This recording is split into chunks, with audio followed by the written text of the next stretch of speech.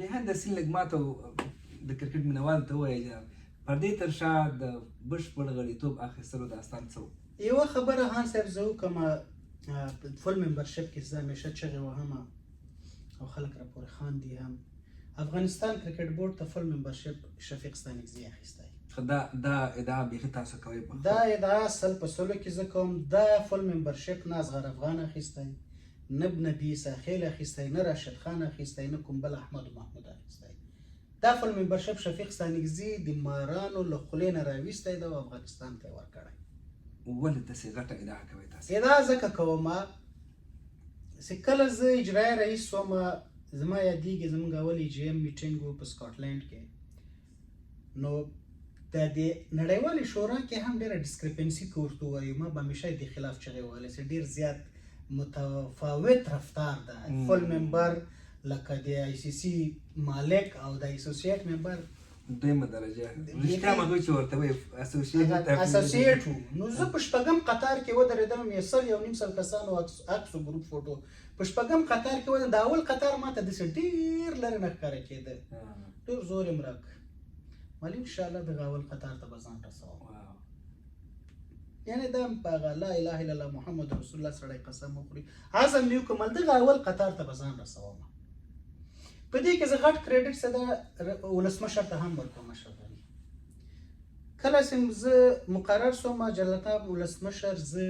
بریکفاسټ ته زه دانش صاحب فضلي صاحب تجمل کالم څلور کسه یې وغوښتلو چې دا نومونه مو ډېر یاد کړل نسیم دانش د افغانستان د کرکټ بورډ اجرایي رئیس و عزیز الله فضلي وبخئ عمومي رئیس و عزیز الله فضلي صاحب هم عمومي رئیس و تجمل کالم صاحب د افغانستان د ملي لوبډلې روزونکی و تر نن پورې هم محترم خلک دي د هر یو ډېر زیات خدمات دي د هر یو ډېر زیات خدمات دي کله چې هلته لاړو ما رئیس جمهور راته ویل چې څه وکړو چې د افغانستان کرکټ وده وکړي رئیس صاحب نه ما یو خواست وکړم رئیس صاحب زه یو خواست لرم درنه وایي موږ ته د هندوستان د کرکټ بورډ سپورټ حاصل کړه وایي هغه څنګه ما ځکه رئیس صاحب په عام الفاظو درته وایم د هندوستان د کرکټ بورډ حیثیت په کرکټ کې داسې ده لکه د امریکا حیثیت د نړۍ په سیاست کې په دغه الفاظو مې ورته ویلي رئیس صاحب ماشاءالله یو هوښیار سړی خبرې واخیسته همدغه سکاټلینډ کې چې زه وم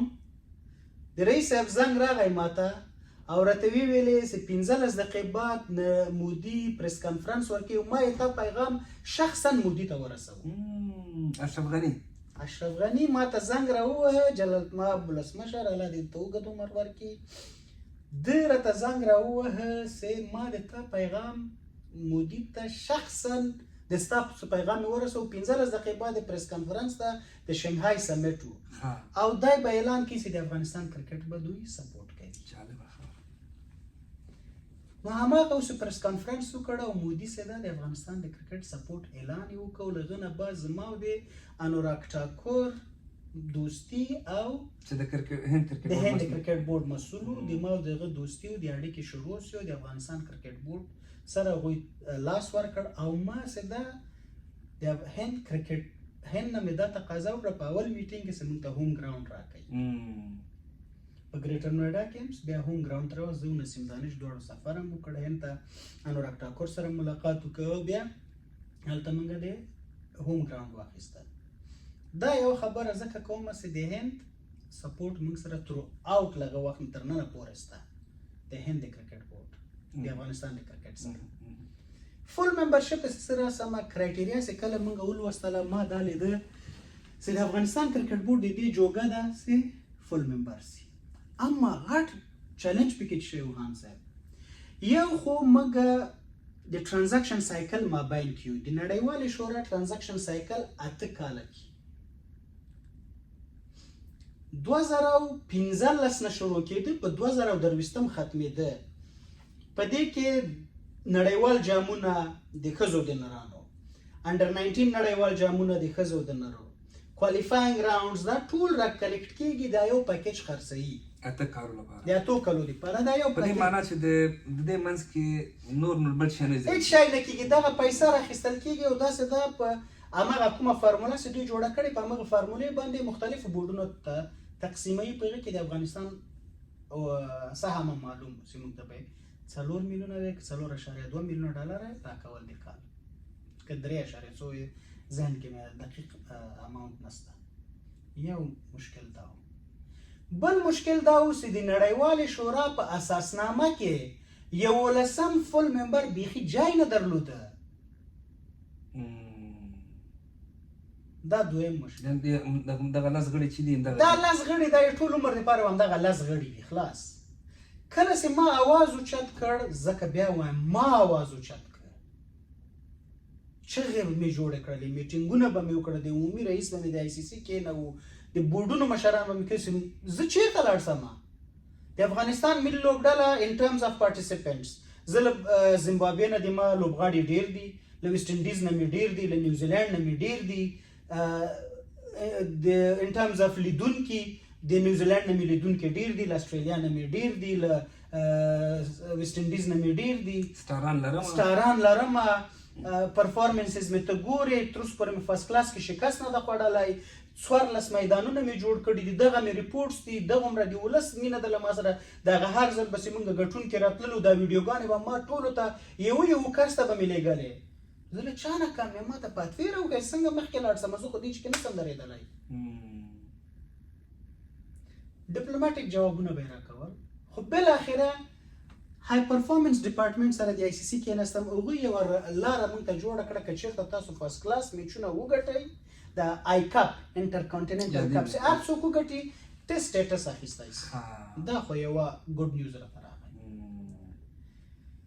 بل په دې زه ما اتکا ونه کړله، زه د آیرلینډ د کرکټ بورډ CEO چې اوس هم برحاله CEO ده، ورن ډیوټرم، عمران خواجه چې اوس هم برحاله کس ته په ICC کې هغه وخت کې د اسوسییټ نړۍ چیرمن ده، او این هیګنز د ICC عملیاتي رئیس. 4 کسه ورکینګ کمیټي جوړه شوه چې موږ د فل ممبرشپ لپاره کرایټیریا ډیولپ کړو او په بورډ یې ومنو.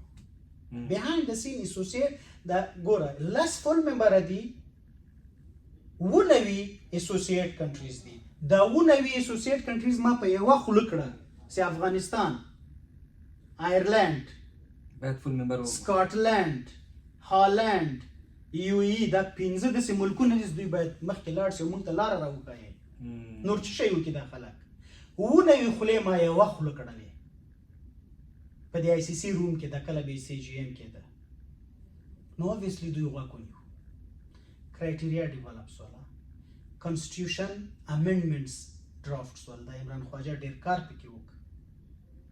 کنسټیټیوشنل امینډمنټس چې کله راغلل، کرایټیریا چې راغلله، د ICC هغه وخت کې اوس نه پوهېږم چې دا رول به چینج شوی که نه، کله به یو کنسټیټیوشنل امینډمنټ زه بیا هم لیدونکو ته وایم هره اداره کې چې تغییر راځي هغوی ځان ته یوه اساسنامه لري. اساسنامه د قرآن ټکی نه ده، په دې اساسنامه کې چې تغییر راځي نو باید هغه ذیدخل کسان ووټینګ وکړي. په هغه وخت کې که چېرته یو ملک هم د دغه تغییراتو خلاف ووټ کړی وای، دا تغییرات نه پاس کېدل. دا رولز و د ICC.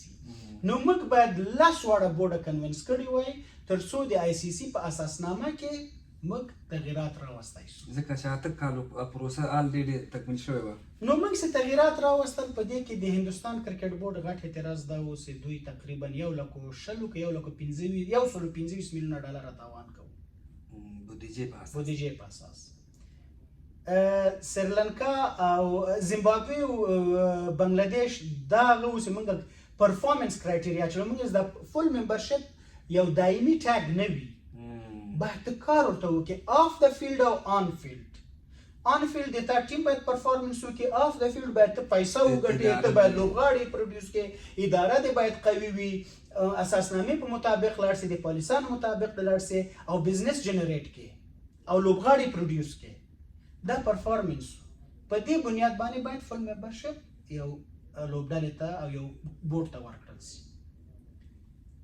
په دې کې چې دا دوی مشکل درلود. سریلانکا او ویسټ انډیز نه هم یو څه فیصدي د بودیجې راکمه کېدله چې کېناستېدلو 4 غټو بورډونو 5 بورډونو مخالفت کړو.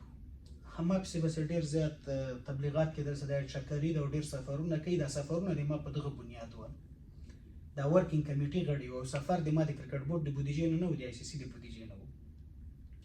نو موږ لاړلو د مختلفو بورډونو سره میټینګونه وکړل بنګلادیش د زیمبابوې خبرې مو اورېدلې ورته مې صحیح د پرفارمنس کرایټیریا موږ له هغه نه کرایټیریا نه لرې کوو خوشحاله یاستئ خوشحاله سریلانکا ته ورغللو ویسټ انډیز ته ورغللو هند ته ورغللو دویم کنوینس کړل هند نه کنوینس کېده هند انوراګ ټاکور ته زه ورغلم ورسره کېناستېدم میټینګ اول مې له سی ای او سره راهول جوهري سره میټینګ وکړ هغه ویل چې د ما د وس خبره نه ده تله هغه سره وغږېږه عمومي مشر سره لاړم انوراګ ټاکور سره کېناستېدلم هغه ته مې ویل مشکل څه شی ده هغو خپل مشکلات وویلې ووټینګ مسایل یې ول او د بودیجې خو دومره زیات هغه نه و خو بیا موږ بودیجه د هند هم ور برابره کړې ټولو مسایل هم پوره کړل یو د ووټینګ مسایلو هغه ته مې قناعت ورکړ چې 3-4 ووټه نور اضافه کېږي ځکه چینجز ډېر پکې راتلل کانسټیټیوشن کې او د بیګ 3 مسله ختمېدله د هند او انګلینډ او اسټرالیا دا بیګ 3 مسله هم ختمېدله نو دا شاید چې دا موږ په دا ټولو بورډونو باندې ومنل ټول بورډونه دې ته آماده سو چې کانسټیټیوشنل امندمنټس دوی منظور یعنی د کرکټ د نړیوال شورا په اساسي قانون کې تعدیلات راشي تعدیلات او دوی ومني منظور کړي دوی منظور کړي خیر اوسې کله چې موږ په دې باندې پوه شولو په ضمن کې ما بیهایند د سین خپل اداره کې کار کوو جونیئر کرکټ پاتویم جوړ کړله پلیئر ډیولپمنٹ پاتویم جوړ کړله دا یو پیرالل حصہ و سکول کرکټ کلب کرکټ انډر 16 انډر 19 چې انډر 19 ته موږ څنګه پلیئر ورکوو د سکول کرکټ نو شروع کوله نېشنل ټیم ته بیا راځي انډر 19 پروینشل انټر پروینشل انټر ریجنل انډر 23 18 بیا نېشنل ټیم دا پلیئر پاتوی دا معلومه خیر اوسې په دې کې د سلو لوبغاړو ډیپ چارټ هم جوړ شو دا اوس ټول ملي لوبډله کې لا ما یې مخه نیولې وه چې ملي لوبډلې ته رانسي دا هغه ټول لوبغاړي دي تاسو څنګه مخه نیولې وه ما باندې خو یو الزام دا ده که نه شفیق ستانکزی د ځوانانو مخه نیولې دا ځوانان څه ده شفیق ستانکزی پروډیوس کړي دي بل چا نه دي پروډیوس کړي 2019 نه بعد ما ته دی یو لوبغاړی راوښیي چې د افغانستان کرکټ بورډ سیستم تولید ورکړی ملي لوبډلې ته دا اعتقاد نه کوم دا زه دوی ته سالم مشوره ورکوم په ډومېسټک کرکټ کې باید دوی کار وکړي افغانستان کې ډېر زیات غمیان دي راوی دی باسي درس کلن دی انډر 19 ته نه سلیکټ غمیان دی ویل ماته غمای زه درانه یاد د غمونو غمای دا نو دا خبره وا دلته اوس خان صاحب بل چیلنج دا و افغانستان ملي لوبډلې سره چا لوبې نه کولې او بل ته فل ممبر باید ووهې اوس کوم فل ممبر زه ټارګټ کوم وروره چې زه فل ممبر ووهم obviously the first name came up Zimbabwe پاکستان کې سیریز پاکستان ته پسې لاړله الیسټر کیمبل هغه وخت کې سی ای او که جنرال منیجر لږ سره کېناستېدله کنوینس هم که ما او نسیم دانش ورسره کېناستېدلو زه هم نسیم دانش ورسره کېناستېدلو د زیمبابوې سیریز هم کنفارم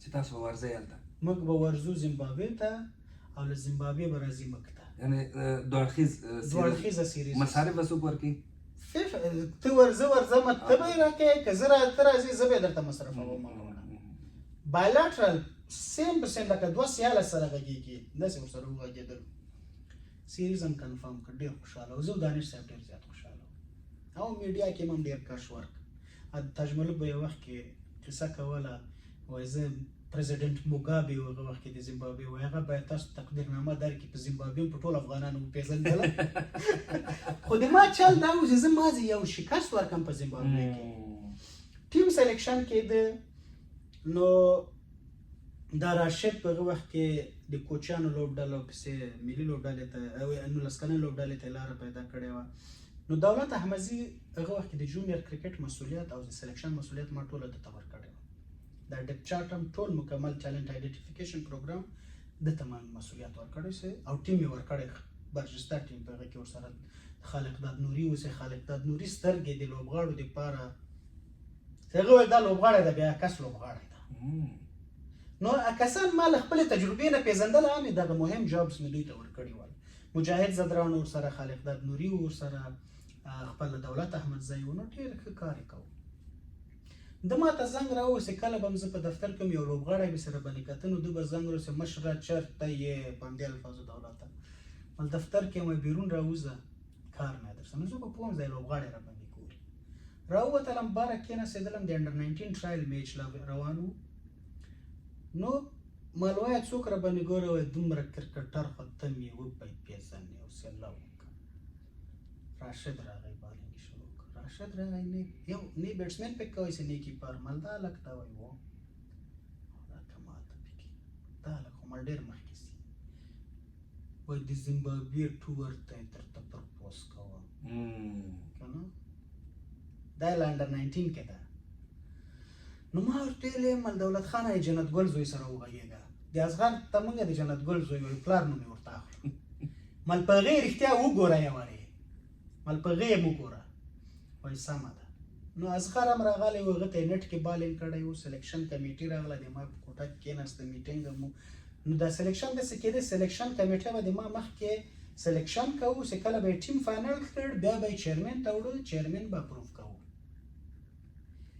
نو د ما مخکې سلیکشن کېده، په راشد باندې ډیبیټ راغی. اصغر افغان ورته وویل چې ما خبره هم خوښه شوه چې دولت خانه ونډې ته به یې نه اچوو، چون دا ونډې زموږ ډېره مهمه ده او لکه څنګه چې سی او صاحب وایي زموږ فل ممبرشپ ته پیځو. نو دا راشد به زه T20 ته واچوم. T20 دومره اهمیت نه لري په دې وخت کې موږ ته. نو موږ په اکتفا وکړه سمه ده. دلته نبي ساحل نو کمپلیټلی آوټ اف فارم د دولت امزای وایي زه ډراپ کوم. شپږ میاشتې باید دی ریسټ وکړي. دومره ورته په غوسه ده دولت. 15 کال اول ټور هم زیمبابوې سره برابر کړ د فول ممبر. 15 کال ده دولت دومره ورته په غوسه. زه دولت ته خانم والا که نبي ډراپ کوې وایي بالکل یې ډراپ کوم، هېڅ شی ترې نه کېږي. یو شپږ میاشتې دی ریسټ وکړي، بیخي پریکټس ته هم نه کوي. خدای زه د په مغزو کې څه شی دي. خو لاړې زیمبابوې ته ټیم لاړه، انضمام معنا وایي کوچ مقرر کړ، له پاکستان نه راغی ډایرکټ انضمام هغه ته زیمبابوې ته. پریکټسي سیالۍ دواړه موبایللې. اوله ونډه سوله په 120 کې آل آوټ کړل. خدا په 15 اورو کې رپسې چیز کړ، په 16 اورو کې رپسې چیز کړ. د دولت احمدزي د اصغر افغان زنګ راغی. دولت وایي زه نبي ډراپ کوم. زه ورته وایم چې او دولت ته نبي شته ډراپ کوې. نو خو زنګ د دې لپاره چې راشد دوی له ما نه غوښته چې راشد راولېږه.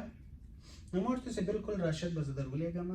خدای سره راشد ما دې وخت کې داسې ملاقات مې نه ده ورسره کړی، صرف هماغه یو اور لیده ما نټ کې لیدلی.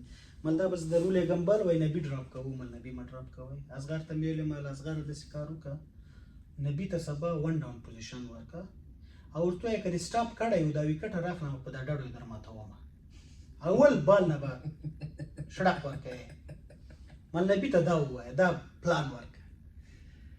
خدای سته نبي ژوندی داسې هر یو ښه پرفارمنس کوي، له هغه نه یو ورځ مخکې له ما سره غږېدلی، هره یو ورځ مخکې له ما سره غږېدلی. هغه ته بیا پوزیټیف کرکټ کوه وروره. نو نبي چې ده زه ورسره وغږېدم، مل نبي سټاپ ونه کړي، بال 1 شړق وهه. د نبي د کریر اوله 100 هماغه ده. دا دویمه ونډې 100 رنزه یې وکړل. اول 3 چوکۍ د سلپ له سر نه تللي دي، ایجونه لګېدلي دي. هغه کمنټیټران وایي when you want to slash hard سیج لاړ سي چوکه سي. 3 چوکۍ سر په سر د سلپ له سره تللي دي. خو 100 یې وکړه ماشاءالله. راشد هغلته ټیم ته راغی. موږ الحمدلله هغه سیریز چې ده 2-2 مساوي کړ. T20 موږ ګټه سیریز. فول ممبر خو مات شو. فول ممبر مات څه، خو اوس بل چیلنج دا ده چې په خپل کور کې باید خپل کور ته چې کله شارجه ته راوغوښته هلته هم الحمدلله مات. هلته هم سیریز بسته ترې وګټه 3-2 او T20 هم 3-0 بیا شکست ورکړ.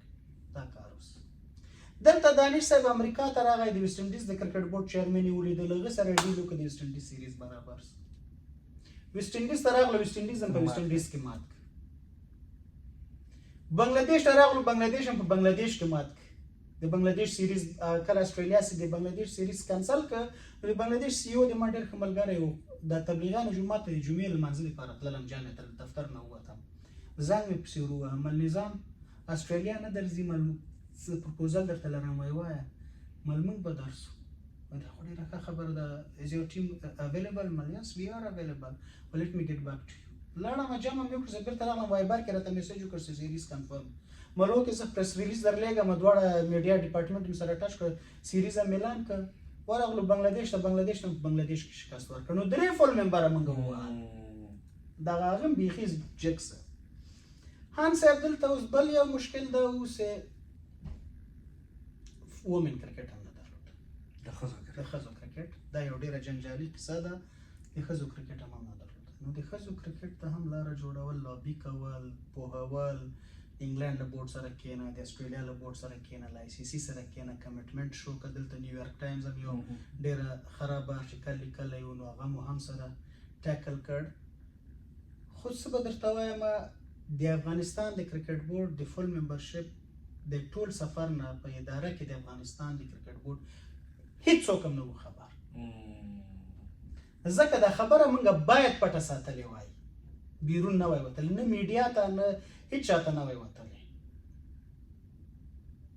کرایټیریا م الحمدلله ټچ کړله هر نګاه نه موږ پوره ولو یو نګاه نه و پوره کنسټیټیوشن هم نه و اپروف او پالیسیان هم د بورډ نه اپروف هغه م اپروف کړل بالاخره په ډېر مشکلاتو له بورډ اعضاونه او موږ په 2019 کال کې په جون کې فل ممبرشپ واخیسته او موږ د فل ممبرشپ تاج په سر کېښود او افغانستان مبارک دی دا څومره اسانه خبره وه چې افغانستان د په هماغه ورځ چې خبره خپور شوه افغانستان د کرکټ د نړیوالې شورا بشپړ غړی شو پوره داستان واقعیت دا دی چې زه ډېر خوشحال یم چې تاسو دا خبرې کوئ او زه هیله لرم چې دا خبرې دغلته پاتې کېږي دا ویډیو به موږ خپروو ساتو به یې لیکل به پرې کوو او که آینده کې څوک د افغانستان په کرکټ باندې تحلیل کوي تحقیق کوي نو دا ستاسو خبرې به ورته دغه فرست هند انفارمیشن چې ورته وایي اول راس معلومات نو ډېره مننه کوو ښه